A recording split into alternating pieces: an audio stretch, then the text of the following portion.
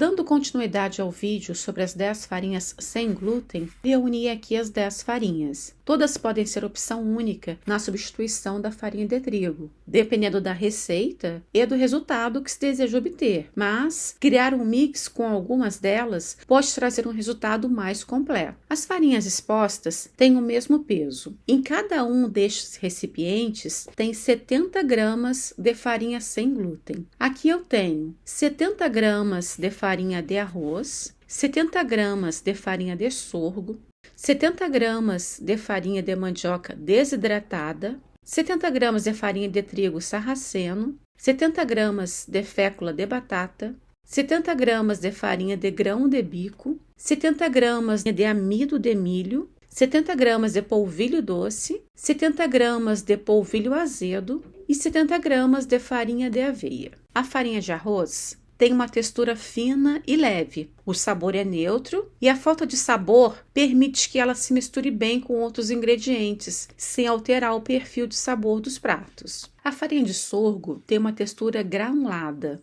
O sabor é suave, o bolo feito com a farinha de sorgo me remete levemente ao sabor e textura do bolo de fubá, mas é uma percepção bem leve. A farinha de mandioca desidratada, não confunda, com a farinha de mandioca usualmente encontrada em supermercados, essa farinha é diferente, ela tem a textura fina e leve, semelhante à de outras farinhas finas, como a de arroz. O sabor vai de neutro a levemente adocicado, um sabor suave que interfere levemente no perfil de sabor de alguns pratos. A farinha de trigo sarraceno tem uma textura fina e ligeiramente granulada, um sabor levemente de nozes e terroso, que é mais pronunciado e pode impactar no perfil do sabor do prato. A fécula de batata tem a textura muito fina e leve. O sabor é neutro, com um leve toque de batata quase imperceptível, que não interfere significativamente no sabor dos produtos. A farinha de grão de bico tem uma textura um pouco mais granulada e densa. Tem um sabor levemente amargo. O sabor é mais pronunciado do que o de muitas outras farinhas sem glúten e deixa um sabor residual nos pratos. O amido de milho tem a textura muito fina, leve e sedosa. O sabor é neutro, sem sabor marcante, não interfere no perfil do produto final. O polvilho doce tem a textura fina e leve. O sabor é neutro, com o toque característico do polvilho, que pode interferir em alguns pratos. O polvilho azedo tem a textura semelhante à do polvilho doce, mas ligeiramente mais densa e áspera. O sabor é levemente ácido e distinto, pode influenciar no perfil de sabor dos pratos. A farinha de aveia também tem a textura fina e leve. O sabor é levemente adocicado e de nozes, pode interferir em alguns pratos. Comparando o volume dos polvilhos entre uma marca e outra, eles podem ter uma diferença bem significativa. A marca desses polvilhos que estou apresentando é um exemplo. Veja a diferença entre o volume do mesmo tipo de polvilho de uma marca em comparação com o de outra. Agora vamos para a pergunta que geralmente fazem.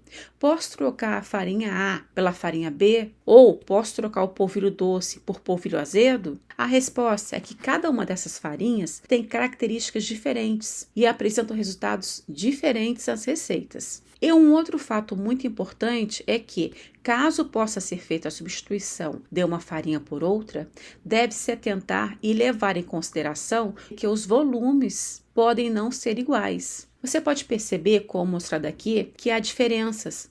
As farinhas têm o mesmo peso, 70 gramas em cada recipiente, mas o volume é diferente. Por exemplo, 70 gramas de farinha de arroz tem um volume diferente de 70 gramas de farinha de aveia. 70 gramas de farinha de grão de bico de 70 gramas de farinha de mandioca desidratada. Não só não serem iguais no que visualizamos, mas principalmente na quantidade a ser adicionada na receita. Tenho aqui no canal um vídeo da mesma receita feita separadamente, em que a quantidade necessária de polvilho doce para chegar ao ponto adequado foi maior do que eu usei na receita feita com o polvilho azedo. Devido a isso, ao fazer uma receita, caso possa ser alterada uma farinha por outra, deve-se ter atenção, pois possivelmente não será a mesma quantidade descrita na receita. São farinhas diferentes, haverá necessidade de ajustes na quantidade para ter um resultado mais adequado. Tenho aqui testes de mini bolos, a mesma receita de bolo feita com cada uma das farinhas. Veja a característica de cada bolinho, como cor, textura. Os 10 mini bolos foram feitos ao mesmo momento e a ação do fermento não foi igual para todos. Então não dará para ver adequadamente a estrutura do bolinho de arroz e do bolinho de amido de milho. Eles solaram. E eu parti justamente na parte solada. Mas nos próximos vídeos faremos 3 ou 4 bolos apenas e maiores. Assim será possível visualizar melhor suas características. E passarei a quantidade das farinhas a ser adicionada.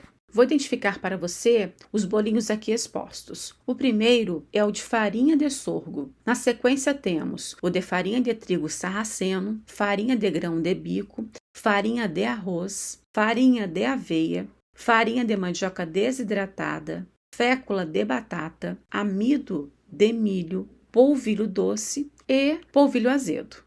O objetivo foi apresentar cada uma das farinhas para que você conheça e possa usá-las ou até mesmo fazer seu mix de farinhas sem glúten, baseado na peculiaridade de cada uma delas. Não tenho uma farinha sem glúten preferida, gosto de todas, cada uma com a sua característica e indicação para diferentes pratos. Acompanhe os próximos vídeos para ver o resultado. Até mais!